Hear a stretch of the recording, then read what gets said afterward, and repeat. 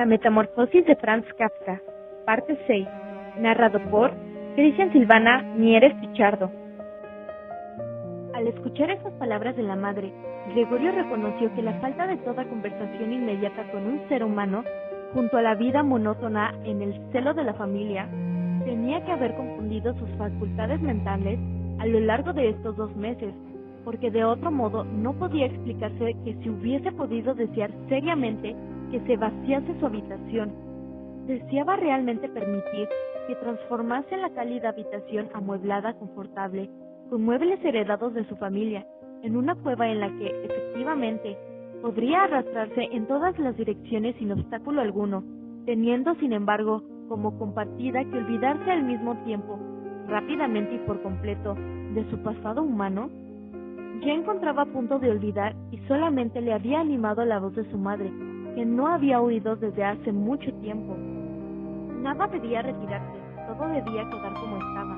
No podía prescindir en su estado de la bienhechora influencia de los muebles, y si los muebles le impedían arrastrarse sin sentido de un lado para otro, no se trataba de un perjuicio, sino de una gran ventaja.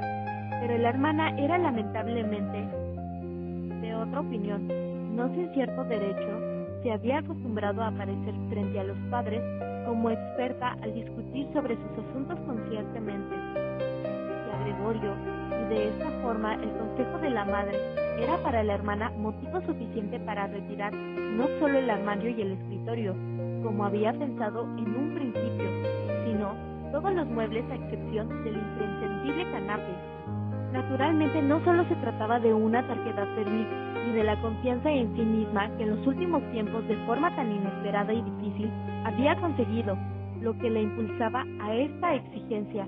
Ella había observado efectivamente que Gregorio necesitaba mucho sitio para arrastrarse y que en cambio no utilizaba en absoluto los muebles, al menos por lo que se veía.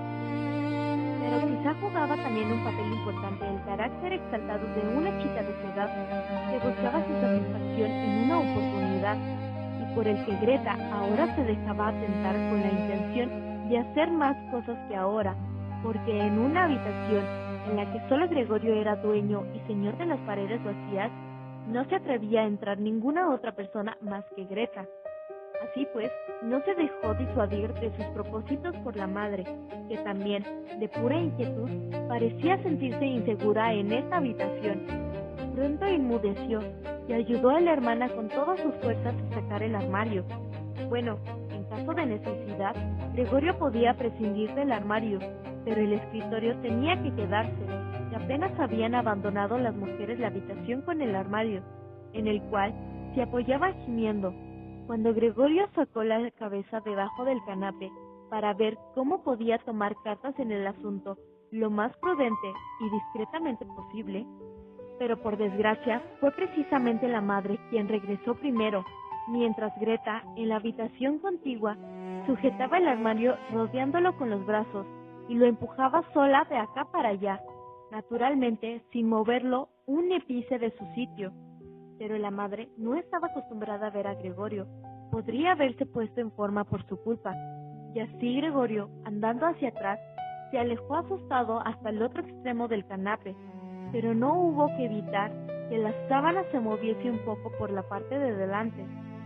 Esto fue lo suficiente para llamar la atención de la madre. Esta se detuvo, permaneció ahí un momento en silencio y luego volvió con Greta. A pesar de que Gregorio se repetía una y otra vez de que no ocurría nada fuera de lo común, sino que solo se cambiaba de sitio algunos muebles, sin embargo, como pronto habría de confesarse a sí mismo, este ir y venir de las mujeres, sus breves gritos, el arrastrarse de los muebles sobre el suelo, le producían la impresión de un gran barullo que crecía procedente de todas las direcciones, y por mucho que encogía la cabeza y las patas sobre sí mismo y apretaba el cuerpo contra el suelo, tuvo que confesarse irreprensiblemente que no soportaría todo esto mucho tiempo. Ellas le vaciaban su habitación, le quitaban todo aquello a lo que tenía cariño. El armario en el que guardaba la sierra y otras herramientas ya lo habían sacado. Ahora ya aflojaban del escritorio, que estaba fijo al suelo, en el cual había hecho sus deberes cuando era estudiante de comercio, alumno del instituto e incluso alumno de la escuela primaria.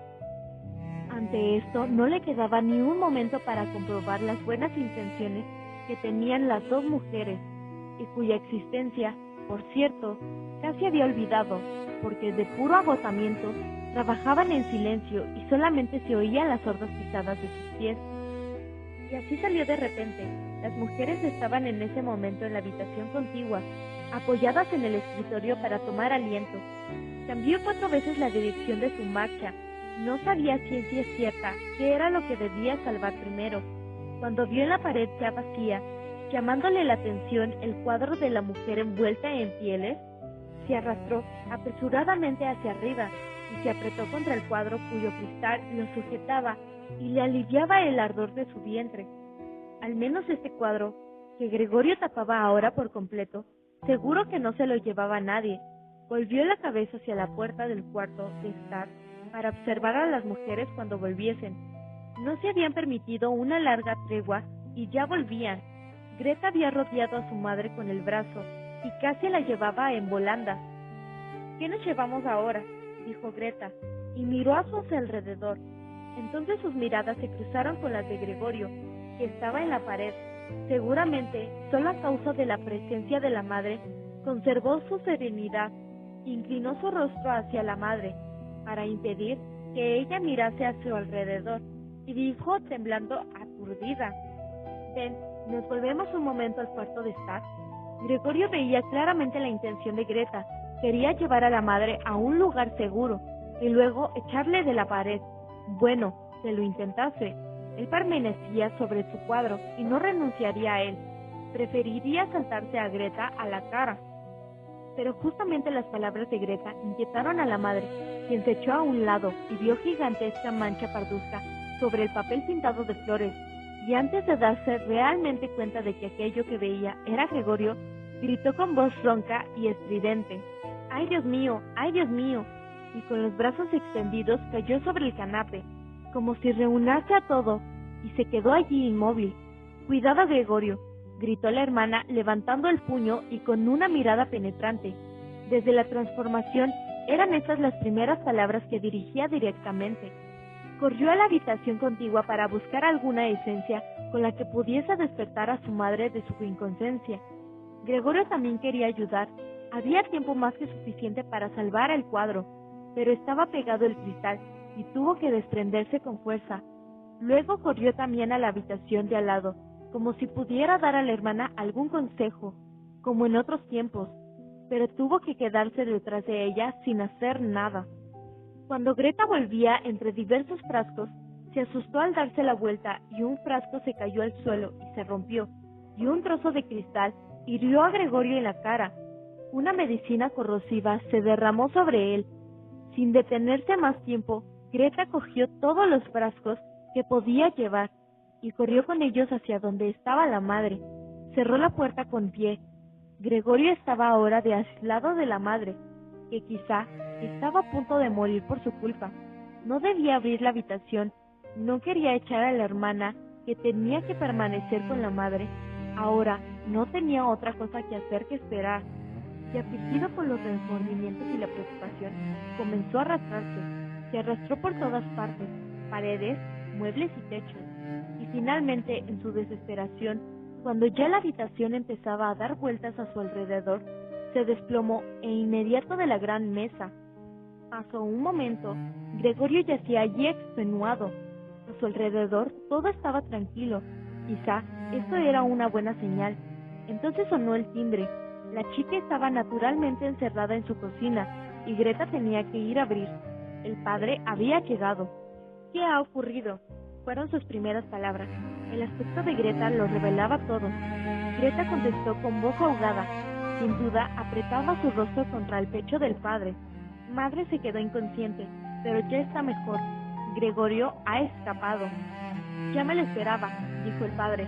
«Se los he dicho una y otra vez, pero ustedes, las mujeres, nunca hacen caso». Gregorio se dio cuenta de que el padre había interpretado mal la escueta información de Greta y sospechaba que Gregorio había hecho uso de algún acto violento. Por eso ahora tenía que intentar apaciguar al padre, porque para darle explicaciones no tenía ni el tiempo ni la posibilidad. Así pues, Gregorio se precipitó hacia la puerta de su habitación y se apretó contra ella para que el padre, ya desde el momento en que entrase en el vestíbulo, viese que Gregorio tenía la más sana intención de regresar inmediatamente a su habitación y que no era necesario hacerle retroceder, sino que solo hacía falta abrir la puerta e inmediatamente desaparecería. Pero el padre no estaba en situación de advertir tales sutilezas. Gritó el padre al entrar, en un tono como si al mismo tiempo estuviese furioso y contento. Gregorio retiró la cabeza de la puerta y levantó hacia el padre. Nunca se hubiese imaginado hacia el padre, tal y como estaba allí.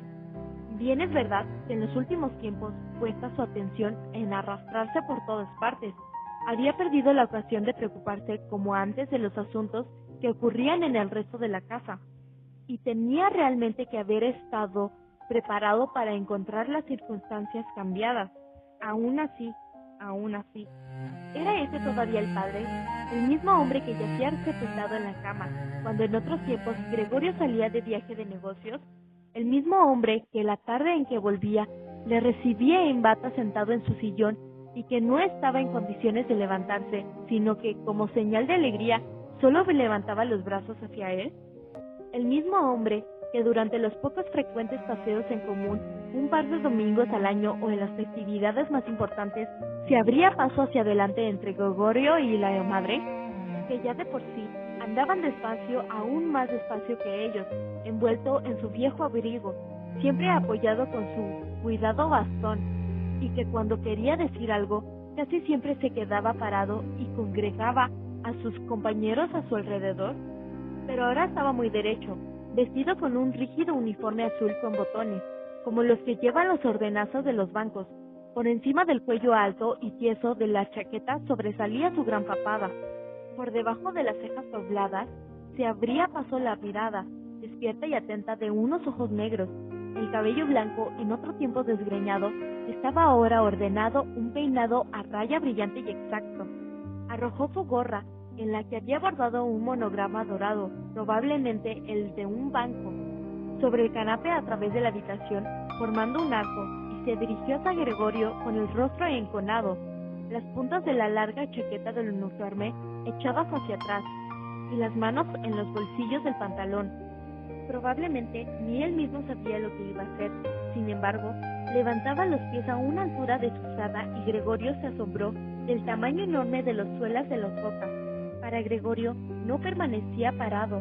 Ya sabía desde el primer día de su nueva vida que el padre, con respecto a él, solo consideraba oportuna la mayor rigidez. Y así corría delante del padre, se paraba si el padre se paraba, y se apresuraba a seguir hacia adelante con solo que el padre se moviese. Así recorrieron varias veces la habitación sin que ocurriese nada decisivo y sin que aquello hubiese tenido el aspecto de una persuasión. Como consecuencia de la lentitud de su recorrido, por eso Gregorio permaneció de momento sobre el suelo, especialmente porque temía que el padre considerase una especial maldad por su parte la hubiese a las paredes o al techo. Por otra parte, Gregorio tuvo que confesarse a sí mismo que no soportaría por mucho tiempo estas carreras, porque mientras el padre daba un paso, él tenía que realizar un sinnúmero de movimientos. Ya comenzaba a sentir ahogos. Bien es verdad que tampoco anteriormente había tenido unos pulmones dignos de confianza. Mientras se tambaleaba con intención de reunir todas sus fuerzas para la carrera, apenas tenía los ojos abiertos. En ese momento, algo lanzado sin fuerza cayó junto a él y echó a rodar por delante de él. Era una manzana, inmediatamente seguido de otra. Gregorio se quedó inmóvil del susto. Seguir corriendo era inútil porque el padre había decidido bombardearle. Con la fruta procedente del frutero que estaba sobre el aparador, se había llenado los bolsillos y lanzaba manzanas tras manzanas, sin apurar con exactitud de momento. Solo al mirar por última vez alcanzó a ver cómo la puerta de su habitación se abría de par en par y por delante de la hermana que chillaba salía corriendo de la madre en agua. Caía sobre el padre y abrazándole, unida estrechamente a él, ya empezaba a fallarle la vista a Gregorio. Le suplicaba, cruzando las manos por detrás de su nuca, que perdonase la vida de Gregorio.